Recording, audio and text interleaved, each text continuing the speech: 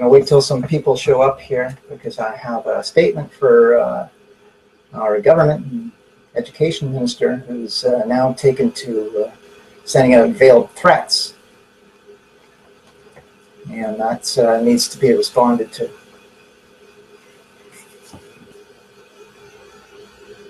Hey, Ed. How you doing, Ed? Stick around, Ed. I've got some choice words for our education minister. Since he seems to have been talking indirectly about myself and some of the people I'm working with that are doing these talks across British Columbia, he seems to want to threaten us and demonize us.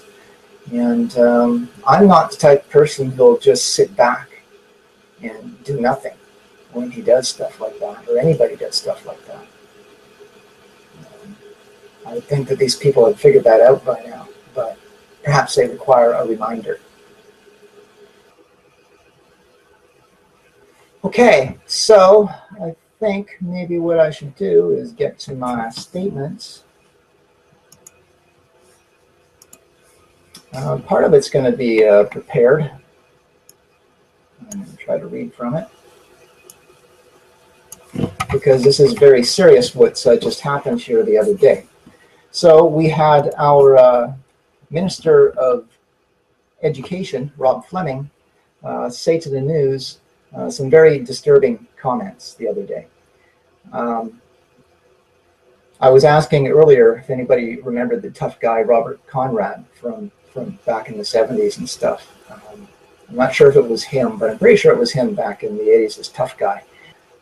Well, one of the things he implored to fellow tough guys is that one of the things you had to do was never let them see you sweat, right? That's how you were to be a good tough guy, never let them see you sweat. Well, I think what's happening here is that we're seeing Rob Fleming and other people in government beginning to sweat. Okay, so they look at the protest that was in Richmond the other day, which was erroneously reported by News 1130 as featuring dozens of people. It was hundreds of people that were at that protest. And a strong sentiment opposed to the implementation of the SOGI resources in the schools in Richmond. And there was a lot of strong opposition to that. And so, yeah, I think we're beginning to see the government sweat. So what happened was the following day, yesterday? Yeah, I think it was yesterday, Rob Fleming came out and basically implied that people who are out in the public giving talks, such as myself and the people that I'm working with, are actually risking or treading very close to breaking the law, in his opinion. Okay, so he's saying to people like me that, well, first of all, he's implying that I'm spreading misinformation and I'm not telling the truth and stuff, right? And so he's saying people like me are right on the brink of breaking the laws in BC, implying that maybe we might be arrested or something for doing these talks around the province. Well, Mr. Fleming should probably take a moment to talk to Morgan Auger, because if he spends some time talking to Morgan Auger, what he'll tell him about me is that I'm not going to back down to threats like that, okay? I'm out there speaking the truth, right? And I will keep on speaking the truth, and I don't care who threatens me with what, okay? I don't care who threatens me with what. This is important. And the truth is something that needs to be spoken, and it needs to be shared with as many people as possible, okay? Our government has not been sharing the truth with people. They have been doing the opposite. They have been deliberately manipulating and deceiving the people, right? So they're doing things like they will say that nobody in the schools is teaching boys that they can be girls. Well, yes, they are. They most certainly are, and I can prove that, right? And then we get Glenn Hansman, the BCTF president, going on the evening news, and somebody asks him if teachers are being told not to use the words boys and girls in class. And he says, oh, no, I've never heard of anything like that. Well, yes, you have, Glenn. You've heard of that, absolutely. And it happens to be in the SOGI resources. In a section called Using Inclusive Language, they tell teachers that they should avoid using the words boys and girls. Now, why you would want to do something so stupid, because it doesn't matter if you look at a classroom that's full of boys and girls, even if some of the boys are wearing dresses, they're still boys. Even if you want to get into this sort of brain game where you think that when they change their clothes and put on makeup and stuff, their sex magically changes. Well, it doesn't matter, because the classroom is still going to be comprised of boys and girls, nothing but boys and girls. There's nothing in between. So why are they telling teachers not to use boys and girls, right? It's because they're playing mind games out there. So the government, Glenn Hansman, the BCTF, these are the people who are lying and deceiving and manipulating the public and need to be exposed. Maybe Mr. Fleming needs to be subjected to criminal charges for breach of public trust. How about that? That's my alternative. Now let me just go to my sort of written portion of this statement. So Rob Fleming is suggesting that we are out there saying things that are untrue. Okay, so if what I'm saying is untrue, then, Mr. Fleming, I invite you to come out and attend one of my public talks, and please point out exactly what I'm saying that is untrue. Somehow I doubt that you have the courage to do that, because those pushing deception and lies are always terrified by the truth. I understand that you are not interested in the facts. You are interested in pushing the agenda of whoever is driving this madness behind the scenes, be that social engineers or big pharmaceutical companies or a collection of many such vested interests. I don't know. But ultimately, I should say that I understand, Rob, that this isn't your fault. Soji 123 was the devilish spawn of the Liberal government before you, and the NDP just picked it up like a muddy football and carried it into the end zone. But the problem is that now you're using intimidation to try to silence opposition. Now, while you may have at your disposal the power of the police and the truncheon, I and those I've been working with have at our disposal the power of the truth. And I think what you'll find in the long run is that the truth is a much more powerful weapon. And that's why you're seeing crowds of people in opposition to this. And you're going to see a lot more of them in time.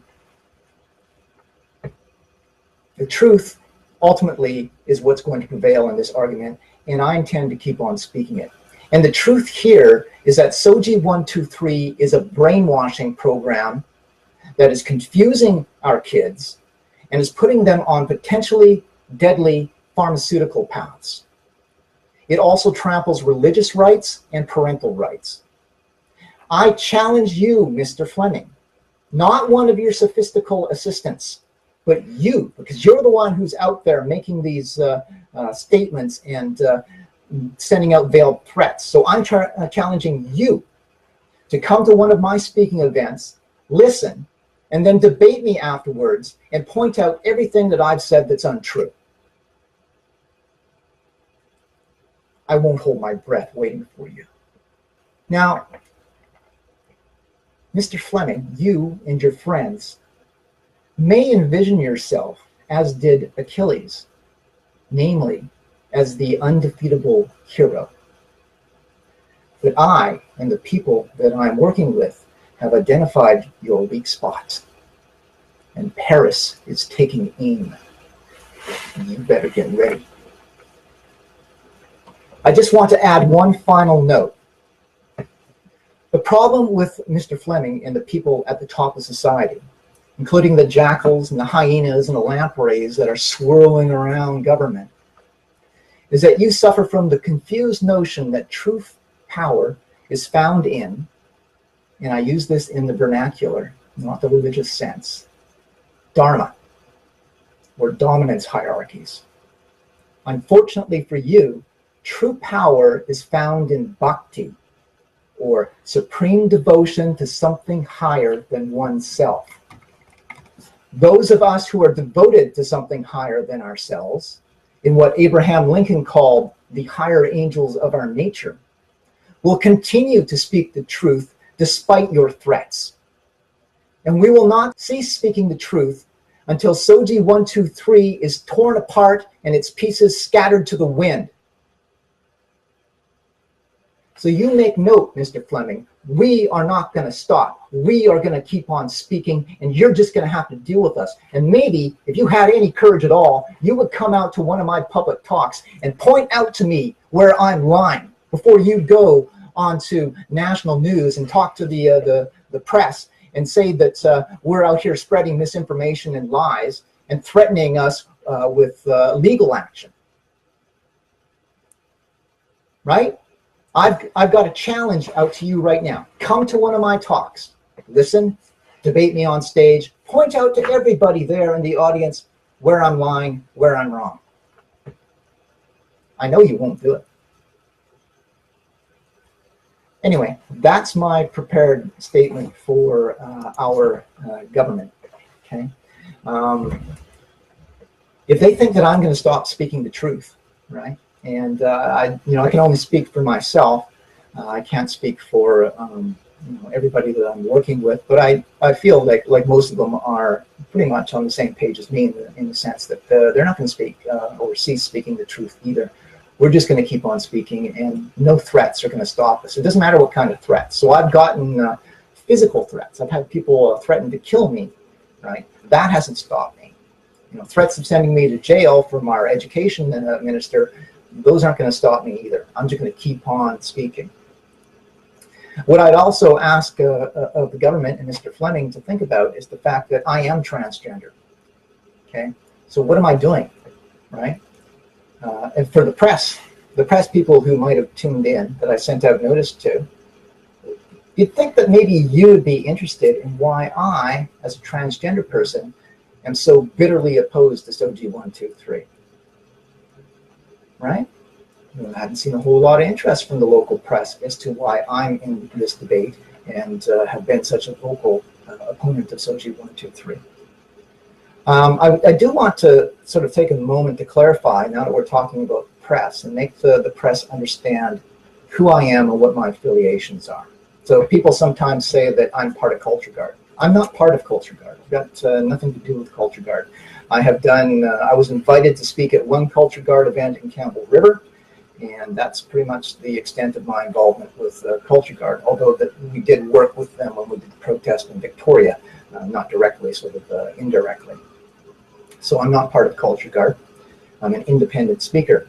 The group that I've been working with the most is the Canadian Christian Lobby. It's a very new group. I don't, at this time, I haven't signed any contracts with the Canadian Christian Lobby. I'm not officially associated with them at this time. I do work with them. I am doing work for them in terms of writing and communications, and we have discussed whether or not at some point I might actually come under the employment of the Canadian Christian Lobby. But at this time, I have no official agreements with anybody. At this time, I'm still an independent speaker, although I certainly support the Canadian Christian Lobby and everything that they're trying to do in terms of Soji 123. So I just want people to be clear on what my status is at this time. I hope this makes it to. It's going to go onto my. It's going to go onto my Facebook video page, and it's going to stay there. So I hope that this video will make it to Mr. Fleming at some point. I mean, he's targeting and specifically isolating public speakers in British Columbia who he thinks are spreading misinformation, and I happen to be one of the. I would argue one of the most prominent speakers and most active speakers in BC right now. So as one of those people that he's targeting, I just want to put out a challenge to him. So if you're Mr. Truth there, Rob Fleming, if you're Captain Truth and interested in protecting the public from false information, come on out to one of my public talks. Listen, and then point out to everybody where my lies are. It'd be a perfect opportunity. But like I say, I don't want to hear from one of your sophistical assistants.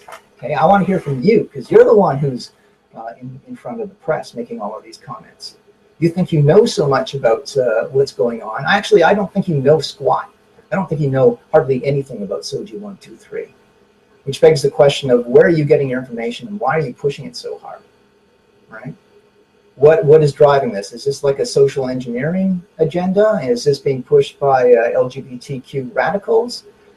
Is this a product of the pharmaceutical industry who's making a ton of cash on this? Like, what is driving this? Like, I don't believe you know hardly anything about Soji 123, except for maybe some of the stuff that your advisors are telling you, and you certainly don't know a whole lot about the whole transgender identity thing. I've been involved in this debate extensively, using almost every spare minute of my time for the last year and a half. So I'm more than capable of defending my positions, and I'm more than willing to debate you, Mr. Fleming, in a public venue on this issue. Again, I won't hold my breath. But if you're going to be out there slandering people such as myself, I think it would be fair for you to consider that. Yeah, I would love to speak to the press. They're not too interested in me. Like, this is what we saw at the Victoria protest, is that they pretty much tried to pretend I didn't exist. I didn't get a whole lot of coverage in the press. CBC in Kelowna gave me a few minutes to talk on the air, which is not nearly enough time to be able to make an intelligent position on a very complicated issue. But that was one of the first instances of a major media outlet actually giving me the time of day. I encourage everybody to listen to my Apologetics Canada interview that I did. I thought that was a very informative interview that went very well. Yeah, I'm willing to talk to the press about this if they want to cover it fair, right? Because they're always manipulating things. I mean, look what happened with this Richmond protest, right? News 1130, dozens of people. Dozens of people. That's what they said. And they said 60 people signed up to speak. So they're focusing on these low numbers, right? They could have tried to give an accurate number, like an absolute number. They could have said, 500, 600, however many people were there, right? But they didn't do that, right? They said dozens. Right? They could have said hundreds of people, but no, that would give the wrong impression. They had to say dozens. So this is how the media continually manipulates things. And we saw here again when Mr. Fleming released his statement there, threatening people like me, that instead of trying to focus on what people like I am saying out there, and he should really listen to me because I am transgender. I mean, what makes you think that I'm trying to demonize transgender people? I'm not trying to do that. I am trying to address some sort of hard truths that are related to transgender identity that need to be addressed, but I'm not trying to demonize them. So you would think that people would be interested in hearing from me. Hopefully that will change. We have heavy-duty propaganda and information spinning going on out there. So, I mean, whoever would have thought that we would get to a point in history where we were seriously listening to people saying that men are women. Okay? Men are not women. So I am not, nor could I ever be a woman, right? And when I talk about Morgan Auger, I say that Morgan is a man. And I will refer to him as he and him and stuff because he's a man. Now, that's not an insult. Okay, that's a recognition of physical reality. I have a right to recognize that. In some cases, I have a duty to recognize that, right? But it shouldn't be regarded as an insult. Now, I did a talk fairly recently, and there were some transgender youths there who got really offended by me referring to Morgan as he and him and a man. And they said that was misgendering. I don't know what misgendering is. Like, what even is misgendering? When I say that Morgan Auger is a man, that says nothing about his gender at all, right? That's a comment about his sex, right? To identify somebody's sex is to say nothing about their gender. Gender is a set of rules and expectations and forms of dress, like makeup and stuff like that. These are all sort of things that are attached to a sex by a particular culture. It varies from culture to culture, what is expected of a particular sex.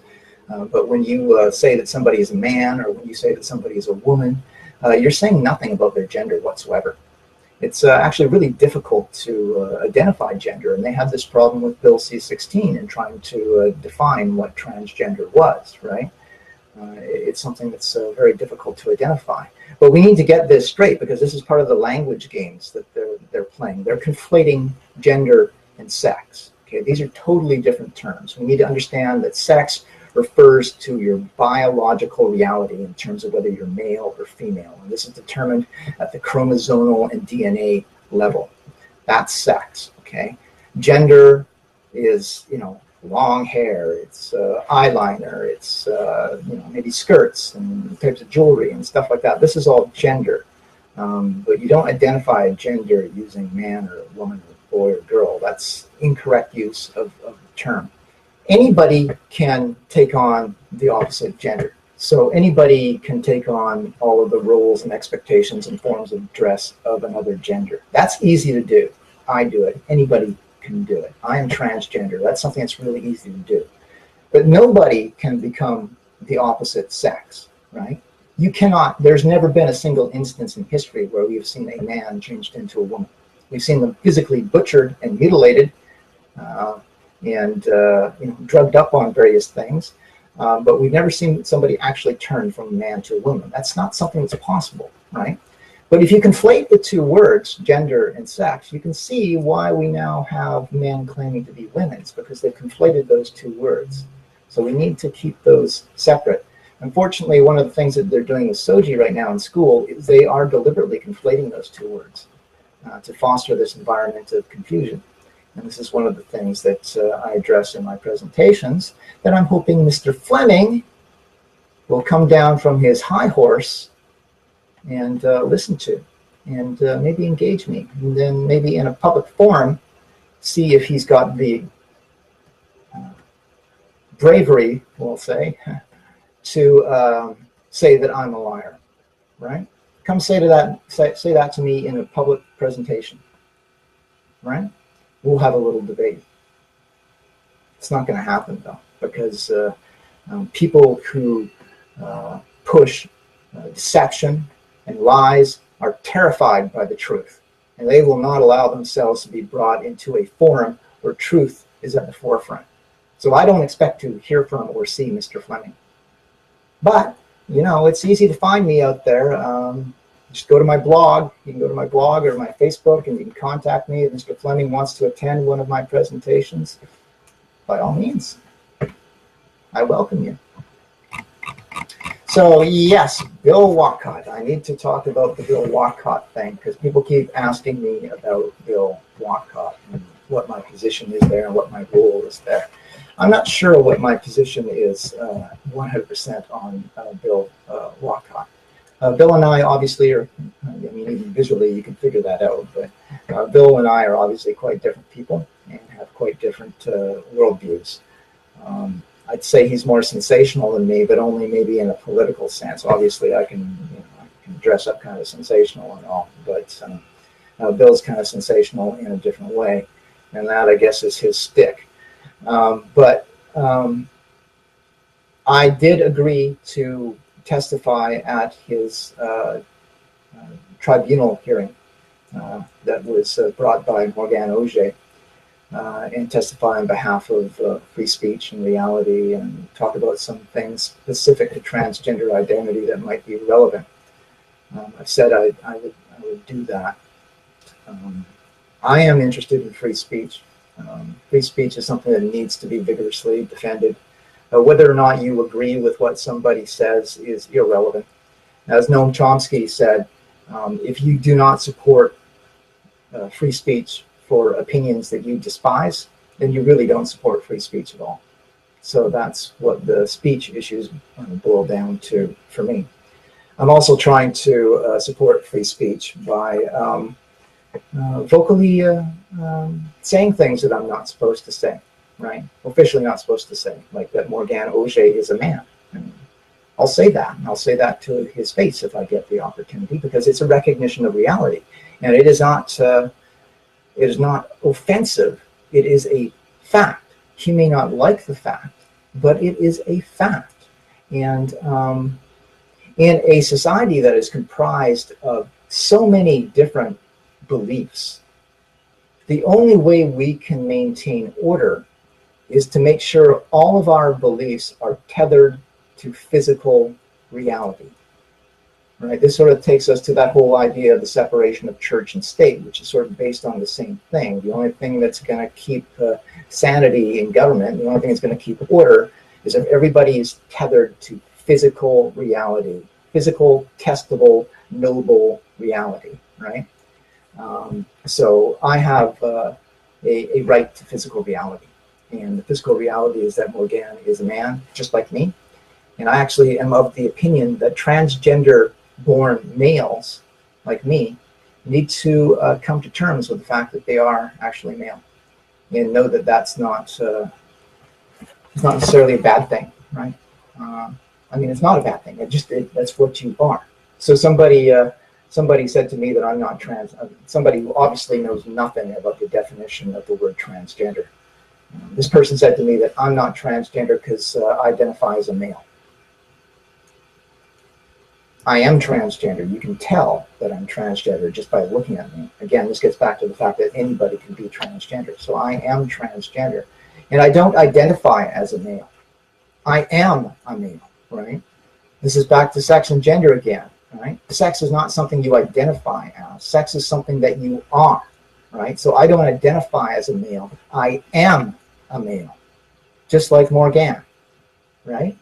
And we all have a right to physical reality, and we all have a right to demand recognition of physical reality, because that is, in my mind, co-equal with the separation of church and state.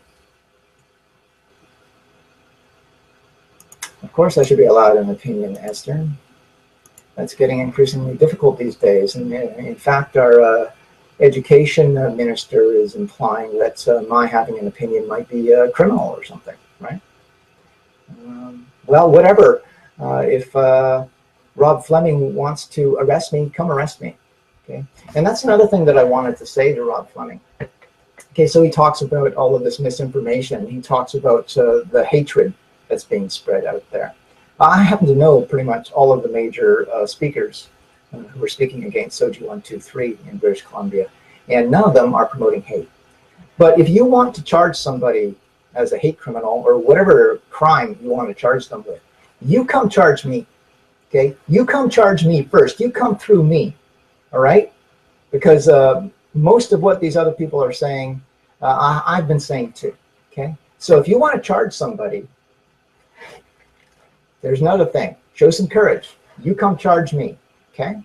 Whoever you want to charge, I'm going to stand in front of them and ask you to charge me instead. And whatever it is that you want to charge them for, I will repeat what they're saying. Because this is ridiculous, right? Free speech means something. We can't have our government intimidating us, especially when it can be shown that they are misrepresenting the facts, distorting and lying to the public.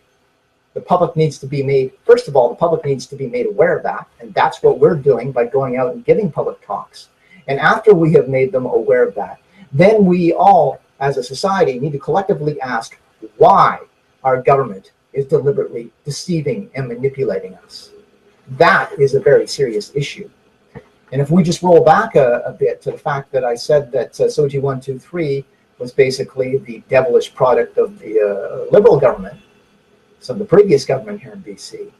But then when the new government, the NDP, took power, they sort of just picked up SOGI 123 where the Liberals had left it, and they took it and ran it into the end zone like a football, right? So this is a bipartisan thing. And you see this at the national level too with Bill C-16. So people, again, are painting this as a right and a left thing. Jordan Peterson likes to do this. It's the right versus the left. But when you look at Bill C-16 and you look at the House and you look at the conservatives in the House, not just in the House, but in the Senate, the majority of the MPs in the House who were conservative voted in favor of Bill C-16. A conservative-dominated Senate, the majority of the conservative senators voted in favor. One of the most disturbing rulings in Canadian history, in my opinion, the Trinity Western University ruling, basically said that sexual rights and sexual freedom trump freedom of conscience and freedom of religion. This was a conservative-dominated Supreme Court that reached that conclusion. And that is why I say we don't have a right-left game going on. We have a top-bottom game going on. And people need to wake up to that fact, right? And they need to start asking what is going on. We have some sort of mass social engineering going on, and the fact that it carries across the separate governments, like here in BC, from the Liberals to the NDP, suggests that we have corporate powers, whether those are pharmaceutical powers or whatever, behind the scenes that are pushing this agenda on the government. As I said before, I really don't think Rob Fleming knows that much about transgender identity issues. I think he is a parrot. He's a bit of a sock puppet. But yet he's an adamant supporter of it, and he will classify anybody who opposes it as a hate monger and implying that they might even be criminals, right? So what is driving this? People need to ask that and ask, what's going on? Why do both sides of the political spectrum end up voting in favor of these things? Right? We have a systemic problem in our society today, and we need to start asking what is going on. There is something terribly, terribly wrong with our government, right? And we need, as a people, to start looking very closely at what's going on and stop drinking the Kool-Aid and stop being constantly railroaded or what I call sheepdog from one camp to another.